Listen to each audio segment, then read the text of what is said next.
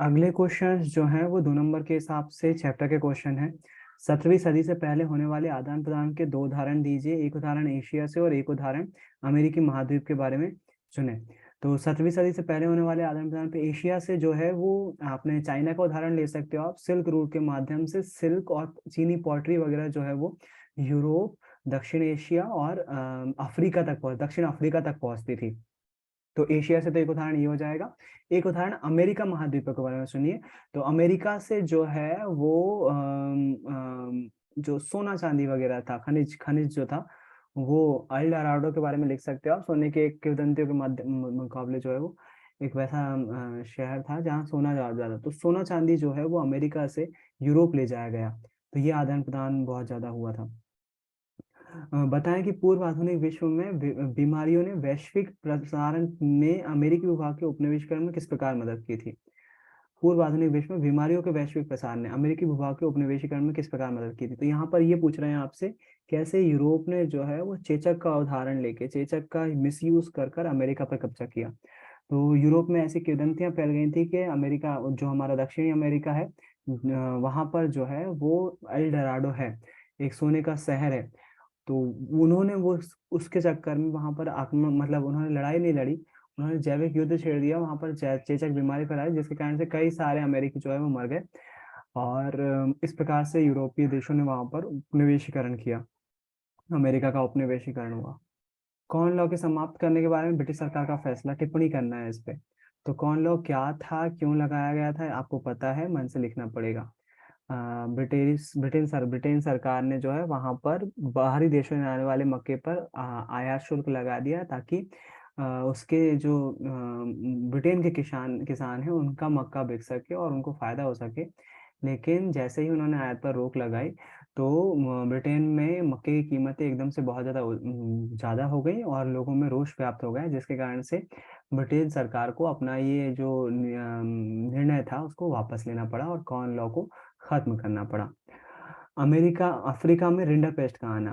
तो अफ्रीका में रिंडरपेस्ट एक पशु रोग था जो कि एशिया से घोड़ों के माध्यम से अफ्रीका पहुंचा था, जिसके कारण से 90% आबादी पशुओं की दक्षिण अफ्रीका में खत्म हो गई थी। जिसके कारण से दक्षिण अफ्रीका के लोगों के जो रोजी रोटी थी उस पर बहुत बुरा असर पड़ा था। विश्व युद्ध के कारण यूरोप में, मैं छोटे छोटे कर दिए हैं इसके आंसर ताकि आप 2 नंबर के हिसाब से लिख सको। विश्व युद्ध के कारण यूरोप में कामकाजी पुरुष उम्र के पुरुषों की मौत। तो जाहिर सी बात है, दोनों विश्व युद्ध, प्रथम विश्व युद्ध में भी द्वितीय विश्व युद्ध में भी जब युद्ध हुआ तो 90 लाख लोग पहले विश्व युद्ध में मरे और 2 करोड़ घायल हुए। उसी प्रकार से दूसरे विश्व युद्ध में सारे रिकॉर्ड टूट गए और कितने करोड़ लोग मरे थे द्वितीय विश्व युद्ध में।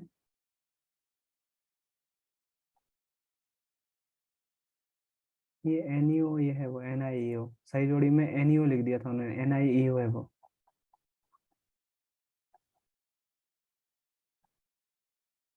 6 करोड़ लोग मरे थे, 6 करोड़ लोग द्वितीय विश्व युद्ध में। तो इसमें कई सारे युवा थे और बस उन्होंने क्वेश्चन इसलिए दिया ताकि आपको वो आंकड़े याद रहे। बहुराष्ट्रीय कंपनी द्वारा अपने उत्पादन को एशियाई देशों में स्थानांतरित करने का फैसला, सस्ते मजदूर के कारण से। बहुराष्ट्रीय कंपनियों ने इसलिए एशियाई देशों में, चाइना में खास तौर पर 1950 के बाद से अपने जो मैन्युफैक्चरिंग प्लांट थे चाइना में लगाए, क्योंकि यहाँ पर मजदूर सस्ते थे, कच्चा माल उपलब्ध था। इसलिए उन्होंने अपने जो उत्पादन इकाइयां हैं वो अमेरिका और यूरोप से शिफ्ट करके कहाँ लगाई, चाइना में लगाई। खाद्य उपलब्धता पर तकनीक के प्रभाव को दर्शाने के लिए इतिहास से 2 उदाहरण लीजिए। मतलब खाद्य उपलब्धता, खाने की उपलब्धता को बनाए रखने के लिए। तो आप एक तो मीट का उदाहरण ले सकते हो। रेफ्रिजरेटर तकनीक ने कैसे, तकनीक तकनीक या टेक्निक जो है वो कैसे मददगार हुई खाद्य सामग्री को बचाने के लिए। तो पहला तो मीट का उदाहरण ले सकते हो। पहला उदाहरण करके लिख सकते हो आप, जहाजों के द्वारा यूरोप से एक देश से दूसरे देश में मीट के लिए जो है जानवरों को ले जाया जाता था, लेकिन वो बहुत सारे जानवर बीच में बीमारी के कारण से मर जाते थे और उनका बहुत कम हिस्सा ही खाने के योग्य होता था। इसलिए रेफ्रिजरेटर की जब तकनीक आ गई तो उन जानवरों को काट कर उनके केवल मांस को जो है वो रेफ्रिजरेटर के माध्यम से दूसरे देशों में ले जाया गया, जिसके कारण से बीमारी का खतरा भी कम हुआ, माल ढुलाई में आसानी हुई और वहाँ के लोगों को मांस खाने को मिला। पहला उदाहरण तो मांस का लिख सकते हो। दूसरा उदाहरण आप लिख सकते हो भाप के इंजन से। भाप के इंजन का आविष्कार हो चुका था इस टाइम तक, और भाप के इंजन ने सामान को एक देश के अंदर ही एक स्थान से दूसरे स्थान तक ले जाने में बहुत महत्वपूर्ण भूमिका निभाई थी, जिसके कारण से अनाज जो है, खाद्य सामग्री जो है, एक स्थान से दूसरे स्थान तक ले जाई सकती। तकनीक ने कैसे मदद की खाद्य के स्थान। ब्रिटेन वुड्स समझौते का क्या अर्थ है? तो ब्रिटेन वुड्स के बारे में जो जो जानते हो सब लिख दो। द्वितीय विश्व युद्ध होने के बाद अ, विश्व में आर्थिक आर्थिक अर्थव्यवस्था को बनाए रखने के लिए कुछ विकसित देश जो है वो अमेरिका के न्यू हैम्पशायर में 1944 में मिले, और इसे ब्रिटेन वुड्स समझौते के नाम से जाना जाता है। ब्रिटेन वुड्स समझौते सम्मेलन के दौरान दो अंतरराष्ट्रीय संस्थानों का गठन हुआ, जिसमें से एक था अंतरराष्ट्रीय मुद्रा कोष IMF, और दूसरा था विश्व बैंक। इन्हें ब्रिटेन वुड्स की जुड़वा संतानें भी कहा जाता है। इनका उद्देश्य विकासशील देशों में युद्ध के दौरान जो भी नुकसान हुए, आर्थिक नुकसान हुए, उनकी भरपाई करना था, उन्हें मदद देना था, ताकि वो उनके देश में उपस्थित गरीब लोगों का जीवन स्तर में सुधार आ सके, है ना। ब्रिटेन वुड्स समझौता ये था। तो ये चैप्टर के क्वेश्चन हो गए और उसके क्वेश्चन हो गए, और यकीन मानो इससे बाहर नहीं जाएगा। अगर आपको टॉपिक पता है, रिंडा पेस्ट पता है क्या था, कॉर्न लॉ पता है क्या था, महामंदी के बारे में अगर आप जानते हो, ज्यादा कोई डिटेल नहीं चाहिए, थोड़ी सी डिटेल, और बस इसी में से कोई क्वेश्चन मिलने वाला है आपको पक्के में, है ना। ज्यादा कोई वो है नहीं, कोई ब्रिटेन वुड्स समझौता इतना इम्पोर्टेंट है, विनिमय दर थोड़ी सी इम्पोर्टेंट है टॉपिक, महामंदी इम्पोर्टेंट टॉपिक है, प्रथम विश्व युद्ध द्वितीय विश्व युद्ध क्या था, केवल कब हुआ, बस इतना ही इम्पोर्टेंट है ऑब्जेक्टिव। कॉर्न लॉ क्या था, रिंडा पेस्ट क्या था, एक इंटरेस्टिंग नाम दिखता है। अगर इसके बारे में पता है आपको, पक्के में आ जाना है इसमें से क्वेश्चन को, इससे बाहर नहीं जाना है आपको, और अभी जो क्वेश्चन बैंक देखा अपन उससे बाहर नहीं जाना है ना। तो ये था आपका इतिहास का तीसरा चैप्टर, भूमंडलीकृत विश्व का बनना। अब हमारा जो चौथा चैप्टर है वो औद्योगिकरण का युग है। इसमें से भी 2 मार्क के ऑब्जेक्टिव और 2 मार्क का एक क्वेश्चन आना है। उसके बाद मुद्रण और संस्कृति आधुनिक दुनिया हम देख चुके हैं पहले ही। अम, उसके क्वेश्चन भी देख लेंगे एक बार, कोई उसमें परेशानी वाली बात नहीं है। एक बार मैं फिर से रिवाइज कर दूं, कल आप लोग सुबह आपकी क्लास नहीं है, मैं मैसेज कर दे रहा हूँ अभी ग्रुप पर। और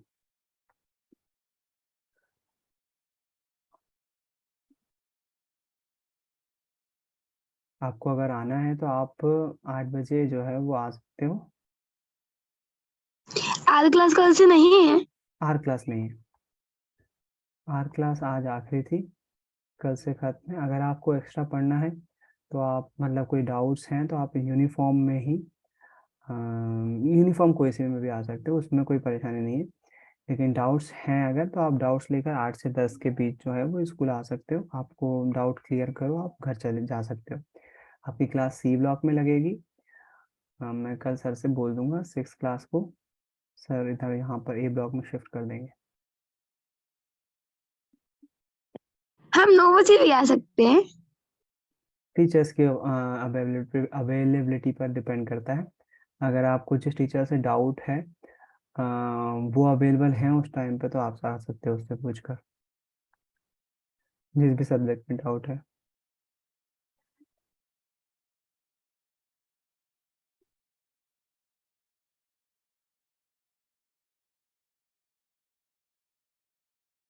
औद्योगिकरण का युग, 2 ऑब्जेक्टिव और 2 नंबर का क्वेश्चन।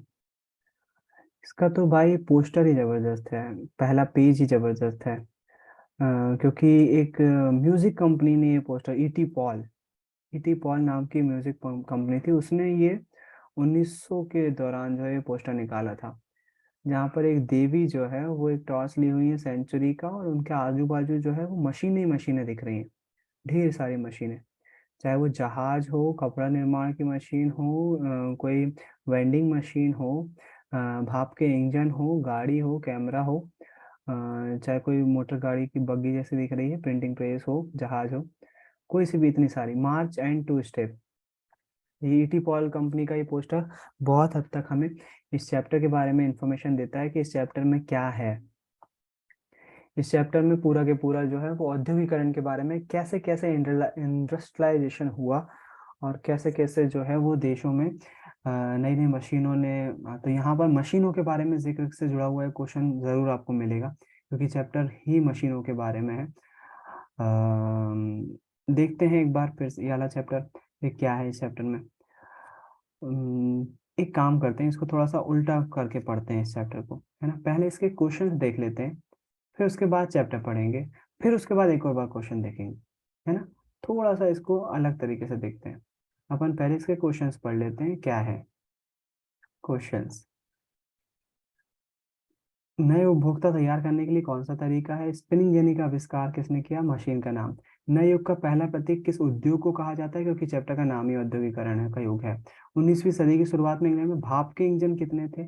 भारत का पहला लौह इस्पात संयंत्र कहाँ बना? रस्सी और पुलियों के जरिए चलने वाला यांत्रिक औजार क्या कहलाता है?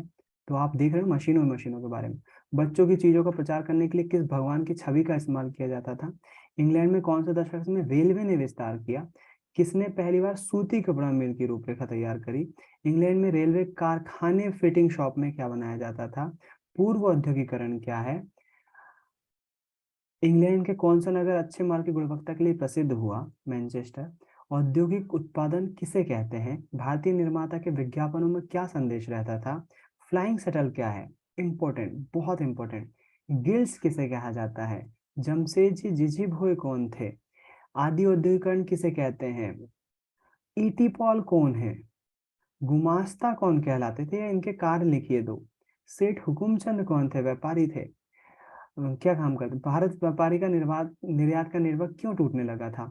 ब्रिटिश निर्माताओं ने विज्ञापनों की मदद से भारतीयों पर किस प्रकार कब्जा किया? जॉबर कौन थे? स्टेपल फुलर का क्या मतलब है? इंग्लैंड के सबसे फूलते फूलते दो उद्योग कौन से थे? इंग्लैंड में औद्योगिक क्रांति क्यों हुई? लेबल से क्या मतलब है? लेबल क्या होता है ना। तो ये हमारे क्वेश्चंस हैं। और अब चैप्टर देखते हैं अपन, इस चैप्टर में किस बारे में जो है हमको इसमें मदद मिलता है कि नहीं। तो पहला क्वेश्चन बनता है प्राच्य शब्द से, है ना। प्राच्य किसे कहते हैं? भूमध्य सागर के पूर्व में स्थित देश प्राच्य कहलाते हैं। भूमध्य सागर के पूर्व में स्थित देश, आमतौर पर यह शब्द एशिया के लिए इस्तेमाल किया जाता था। पश्चिमी नजरिए में प्राच्य इलाके पूर्व आधुनिक, पारंपरिक और रहस्यमय थे, है ना। तो पश्चिम के लिए, पश्चिम मतलब अमेरिका यूरोप के लिए ये इलाके पूर्व आधुनिक, आधुनिक नहीं थे, पारंपरिक थे और रहस्यमय थे, तो ये लोग ईस्ट बोलते थे। तो अपने जो ईस्ट एशियन कंट्रीज हैं, जिनको पूर्वी देश कहा जाता है, प्राच्य मतलब पूर्वी देश, भूमध्य सागर के पूर्व में स्थित देश प्राच्य कहलाते थे। आमतौर पर ये शब्द किसके लिए इस्तेमाल किया जाता था? एशिया के लिए इस्तेमाल किया जाता था। पश्चिमी नजरिए से प्राच्य इलाके पूर्व आधुनिक, पारंपरिक और रहस्यमय थे। पूर्व आधुनिक मतलब कि आधुनिक नहीं थे, पूर्व आधुनिकता से पहले के थे। पारंपरिक थे, परंपरा बहुत ज्यादा थी इनके यहाँ, और रहस्यमय थे, बहुत सारे रहस्यों से छुपे हुए थे। तो ये प्राच्य का मतलब हो जाता है। एक क्वेश्चन है प्राच्य पर। अब जो है इन्होंने एक और ईटी पॉल कंपनी का ही है। ईटी पॉल कंपनी का नहीं है, ये अलग है। तो इसमें जो है दो चीज बताई हुई, एक यहाँ पर अलादीन बैठा हुआ है चिराग लेकर, टू मजिशियंस। जो दूसरा जो है मैकेनिक को मजिशियन बोला है, जो कि इतने बड़े बड़े एफएल टावर, बड़ी बड़ी बिल्डिंग, बड़े बड़े पुल, बड़े बड़े जहाज ये बना रहा है। तो दी मजिशियन के तरह इसको, मैकेनिक को जो है वो रिप्रेजेंट किया हुआ है। बहुत अच्छा पोस्टर है, बता रहे हैं कैसे औद्योगिकरण हुआ, कैसे उद्योग डेवलप हुए, कैसे कैसे मशीनें लगी, है ना। तो ये उस टाइम इतना फेमस था कि भाई म्यूजिक कंपनी ने अपने कवर बनाए थे, लोग बाग कैलेंडर बना रहे थे ऐसे। ये दिखा रहे थे कि भविष्य का दुनिया कैसी होने वाली है, उनको औद्योगिक क्रांति से पहले। तो ये आदि औद्योगिकरण इसको ही बोला जाता है। ये हमने अभी अपने क्वेश्चन देखा था, आदि औद्योगिकरण किसे कहते हैं। तो आदि औद्योगिकरण मतलब कि किसी चीज की प्रारंभिक अवस्था या संकेत, जैसे अभी कुछ संकेत मिल रहा है आपको, अभी आदि औद्योगिकरण की जगह अभी आदि आदि एआई का युग है, आर्टिफिशियल इंटेलिजेंस, जिसको आप अभी, पता नहीं आप लोगों में से कितने लोग सुने होंगे, चैट जीपीटी करके जो है वो बहुत ज़्यादा फेमस हो रहा है। आर्टिफिशियल इंटेलिजेंस बोट है वो, आप उसको जो बोलोगे वो कर सकता है चैट जीपीटी। अगर आप उसको बोलोगे आप कौन सी क्लास में हो, किस देश में हो, किस सब्जेक्ट का कौन सा असाइनमेंट बनाना है, आप केवल उसको बता दो बस, वो पूरा के पूरा छाप के दे देगा, पूरा के पूरा। वो यूनिक भी होगा, अपनी मर्जी से लिखा हुआ होगा, उसको कहीं पे नहीं मिलेगा नेट पर वो। तो कई लोग जो है वो अपनी अपनी थीसिस जो है वो चैट जीपीटी के माध्यम से लिख रहे हैं। बहुत डिमांड बढ़ गई है उसकी। आर्टिफिशियल इंटेलिजेंस है, तो अभी आदि एआई का युग चल रहा है।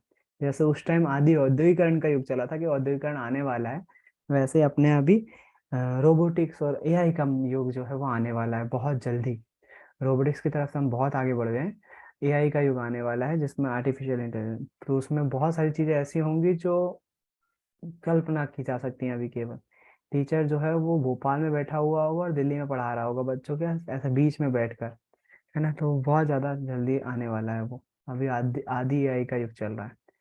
17वीं और 18वीं शताब्दी के यूरोपीय शुरू करने लगे थे और किसानों और कारीगर को पैसा देते थे और उनसे अंतर्राष्ट्रीय बाजार के लिए उत्पादन करवाते थे। उस समय विश्व व्यापार विस्तार की चुनौतियां, विभिन्न भागों में उपनिवेशों की स्थापना के कारण चीजों की मांग बढ़ने लगी थी। इस मांग को पूरा करने के लिए केवल शहरों में रहते हुए उत्पादन नहीं बढ़ाया जा सकता था। वजह थी गिल्ड्स। अब ये गिल्ड्स क्या होते हैं, एक नया शब्द आया, शायद आपने क्वेश्चन में भी देखा होगा। गिल्ड्स क्या होते थे? गिल्ड्स ऐसे ताकतवर समूह होते थे शहरों में जो व्यापारी, देखना यहाँ पर एक चीज आई है। 17वीं और 18वीं सदी में यूरोपीय शहरों के सौदागर गांवों की तरफ रुख करने लगे थे। वे किसानों और कारीगरों को पैसा देते थे, उनसे अंतरराष्ट्रीय बाजार के लिए उत्पादन करवाते थे। और उस समय विश्व व्यापार के विस्तार और दुनिया के विभिन्न भागों में उपनिवेशों की स्थापना के कारण चीजों की मांग बढ़ने लगी थी। इस मांग को पूरा करने के लिए केवल शहरों में रहते उत्पादन नहीं बढ़ाया जा सकता था। वजह थी गिल्ड्स। गिल्ड्स कुछ कॉन्ट्रैक्टर्स होते थे जो कि क्या करते थे, देखो उसके बारे में लिखा हुआ है।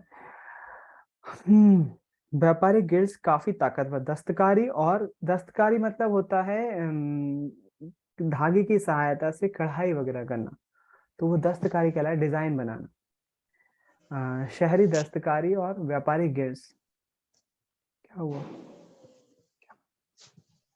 शहरी दस्तकारी और व्यापारिक गिल्ड्स काफी ताकतवर थे। ये गिल्ड्स उत्पादकों के संगठन होते थे।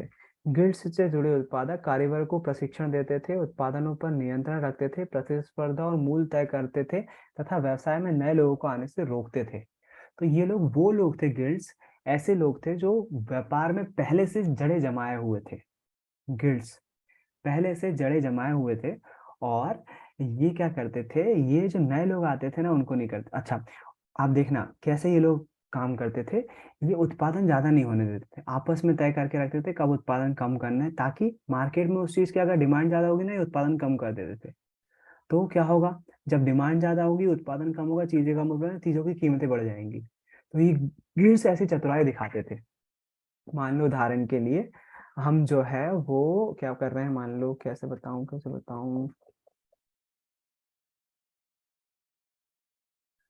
किसी का उदाहरण, मान लो कोल्ड ड्रिंक का उदाहरण लेते हैं। अपने यहाँ मान लो भारत में केवल और केवल दो तीन कंपनियां हैं जो कोल्ड ड्रिंक बनाती हैं। अब उन्होंने देख लिया कि गर्मी आने वाली है, कोल्ड ड्रिंक की डिमांड बढ़ेगी एकदम से। इन तीनों कंपनियों ने बोल दिया चौथी कंपनी को हम खड़ी होने नहीं देंगे। हम तीन कंपनियां हैं और हम लोग क्या करते हैं, आपस में समझौता कर लेते हैं कि एक काम करो, अपन अभी एक महीने के लिए कोल्ड ड्रिंक बनाओ मत, मार्केट में इसकी कमी कर दो। क्यों? मार्केट में कमी हो जाएगी तो लोग कितने भी रुपए में, अगर उनको अच्छी लगती होगी कोल्ड ड्रिंक, तो अगर महंगी 10 रुपए महंगी भी मिलेगी ना, तो वो लोग खरीदेंगे।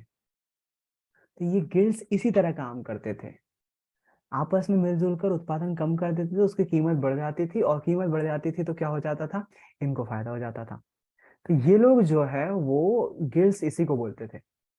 शहरों में ऐसे गिल्ड्स होते, ताकतवर उद्यमी जो पहले से काम कर रहे हैं, वो लोग नए लोगों को नहीं आने देते थे, उनको प्राइस कम करके खत्म कर देते थे। और जो नियंत्रण होता था उत्पादन, तो उस पर नियंत्रण रखते थे, है ना, आपस में मिलकर।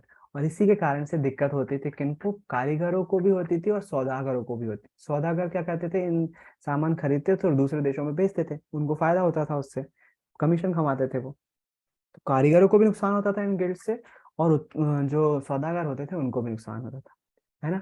आदि औद्योगिकरण समझ गए? औद्योगिकरण से पहले का युग आदि औद्योगिकरण का युग कहलाएगा। गिल्ड्स कौन थे? ताकतवर उद्योगपति थे, जो लोग शहरों में उत्पादन पर नियंत्रण रखते थे और कीमतों पर नियंत्रण रखते थे। और जो उनके कारण से होता क्या था, कारीगरों और सौदागरों को जो है वो नुकसान होता था। शासकों से भी विभिन्न गिल्ड्स के खास उत्पादकों और उत्पादन को व्यापार का एक अधिकार दिया हुआ था। फलस्वरूप नए व्यापारी शहर में कारोबार नहीं कर सकते थे, इसलिए वे गांवों की तरफ जाने लगे। अब जब व्यापारी व्यापार नहीं कर सकते थे, वो लोग गांवों की तरफ चले गए, और यहाँ से शुरुआत हुई मशीनों की। अब देखो सिंपल सी बात ये है कि यदि मान लीजिए सूत काटना है, तो सूत काटने के लिए ये गिल्ड्स क्या करते थे, मशीन तो थी नहीं, बहुत सारे कारीगरों को रखते थे और उनसे सूत कटवाते थे, हाथ से बुन बाना, जिसको सूत काटना मतलब कि धागा बनाना रुई से। अब जो है इन्होंने जो है जो कारीगर वगैरह थे उन्होंने जो है सौदागर वगैरह जो थे उन्होंने गांव की तरफ रुख करा और बोले भाई सूत काटना इतना आसान है, एक काम करो मशीन जैसी बना दो, एक चरखे जैसी बना दो जिससे सूत काटा जा सके। उन्होंने गांव वालों को मशीन चलाना सिखा दी। उससे हुआ क्या, गिल्ड्स पर निर्भरता कम हो गई। जो बड़े बड़े उद्योगपति शहरों में सौदागरों की उन पर निर्भरता कम हो गई। वो लोग वो माल गिल्ड्स की अपेक्षा गांव में किसानों से खरीदने लगे। और एक और फायदा क्या हुआ, किसान जो है वो खेती करता था 6 महीने के लिए करेगा, बाकी टाइम खाली बैठा रहता था। तो उसको उन्होंने बोला कि भाई देखो ऐसे बनाते हैं सूत, ऐसे काटते हैं, हम तुमको सिखा दे रहे हैं, ये चलाना है, इसको इस तरह से करते हैं, आप हमें सूत काट के दो या कपड़ा बना के दो, इस तरह से बुनते हैं। उनको जो है वो किसानों को भी फायदा होगा क्योंकि खाली बैठे हुए हैं वो, और सौदागरों को भी फायदा होगा क्योंकि गिल्ड्स पे निर्भरता कम हो रही है ना। तो ये लोग गाँव की तरह चले गए। जैसा कि आपने पिछले साल की पाठ्यपुस्तक में देखा है, यह एक ऐसा समय था जब खुले खेत खत्म होते जा रहे थे और कॉमन्स की बड़ाबंदी की जा रही थी। अब तक अपनी रोजी रोटी के लिए साझा जमीनों के जलावान की लकड़ी, बोरियां, सब्जियां, भूसा, चारा आदि बीनकर काम चलाने वाले छोटे किसान और गरीब किसान आमदनी के लिए नए स्रोत ढूंढ रहे थे। बहुतों के पास छोटे मोटे खेत तो थे, लेकिन उनसे घर के सारे लोग का पेट नहीं भर सकता था। इसलिए जब सौदागर वहां आए और उन्होंने माल पैदा करने के लिए पेश की रकम दी, तो किसान फौरन तैयार हो गए। सौदागरों के लिए काम करते हुए वे किसान गांव में ही रहते हुए छोटे छोटे को खेत को भी अपने संभाल सकते थे। किसान वहां का काम ढूंढना चाह रहा था और गिल्ड्स की वजह से सौदागरों को परेशानी हुई ना, सौदागर क्या हो गए, सौदागर गांव की तरफ मुड़ गए और उन्होंने किसानों को सिखा दिया कि इस तरह से जो है वो कपड़ा बनाया जाता है, बुनाई की जाती है, दस्तकारी की जाती है, आप सीखो, खाली टाइम में ये करो, खेत भी संभालो, ये भी करो, आपकी कमाई बढ़ेगी। हमको क्या फायदा होगा, हमको गिल्ड से नहीं खरीदना पड़ेगा, आपसे खरीदेंगे, सस्ता मिलेगा, हमको भी फायदा, आपको भी फायदा, है ना। तो सौदागरों ने इस तरह से काम किया। 18वीं सदी में कताई कताई की प्रोसेस, कताई मतलब कटाई नहीं है ना, कटाई गलत नहीं लिखा है, कताई ही है। कताई कताई मतलब होता है रुई से धागा बनाने की प्रोसेस, कताई कहलाता है ना, 18वीं सदी में। तो ये एक छोटी सी कहानी थी जो कि बता रही है कि कैसे सौदागरों ने किसानों की मदद से जो है उत्पादन शुरू कर दिया। अब यहाँ पर दो दो नंबर के क्वेश्चन ये तीनों पूछे गए हैं। स्टेपल किसको बोलते हैं, स्टेपलर, फुलर किसको बोलते हैं, कार्डिंग किसको बोलते हैं। इस आदि औद्योगिक उत्पादन से बनने वाले आमदनी से खेती के कारण सिमकती आय में बड़ा सहारा दिया। अब पूरे परिवार के श्रम संसाधन, अब किसानों की आय बढ़ गई थी इससे। इस व्यवस्था से शहरों और गांवों के बीच एक घनिष्ठ संबंध स्थापित हुआ। सौदागर रहते तो थे शहर में, लेकिन उनके काम ज्यादातर देहात में चलते थे।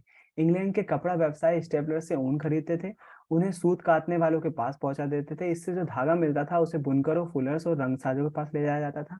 लंदन में कपड़ों की फिनिशिंग होती थी, इसके बाद निरंतर व्यापारी कपड़े अंतर्राष्ट्रीय बाजार में भेज देते थे, इसलिए लंदन को तो फिनिशिंग सेंटर के रूप में ही जाने जाने लगा था। देख रहे हो प्रोसेस कैसे चल रही है, वहां धागा बन रहा है, वहां रंग किया जा रहा है, वहां बुनाई हो रही है और आखिरी में फिनिशिंग की जा रही है। तो लंदन में फिनिशिंग की जाती थी, है ना, अलग अलग जगह पर अलग अलग चीजें हो रही हैं। तो ये पूरी प्रोसेस थी, फिर अंतरराष्ट्रीय मार्केट में बेच देते थे। स्टेपलर्स किसको बोलते हैं, ऐसा व्यक्ति जो रेशो के हिसाब से ऊन को स्टेपल करता है या छाटता है, उसको स्टेपलर बोलते हैं। स्टेपल करना मतलब बुनना, है ना। ऐसा व्यक्ति जो रेशो के हिसाब से उनको स्टेपल करता है या छांटता है।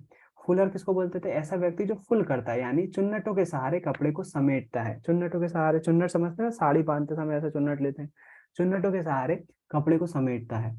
कार्डिंग किसको बोलते हैं, वह प्रक्रिया जिसमें कपास या ऊन आदि रेशे को कताई के लिए तैयार किया जाता है उसे हम कार्डिंग कहते हैं। कपास या ऊन आदि रेशे को कताई के लिए तैयार किया जाता है, उसको पतला किया जाता है ताकि जोड़ सकें उससे एक में और उससे रेशा बना सकें या धागा बना सकें, या तागा भी बोलते हैं उसको, धागे को। धागा कई तागों से मिलकर बना होता है।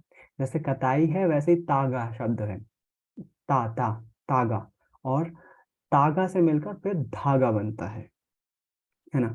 तो ये कुछ शब्द हैं जो आज नए सीखने को मिले आपको। कंटिन्यू करेंगे इसको कल, आज के लिए टाइम हो गया है। मैं भी थका हूँ, आप भी थके हुए होगे, मुझे मालूम है। उम्मीद है आज के लिए, आज कुछ नया सीख लिया होगा आपने। कल फिर मिलते हैं। बाय, शुभ रात्रि। शुभ गुड रात्रि। नाइट। जय गुरुदेव सभी को। जय गुरुदेव भैया।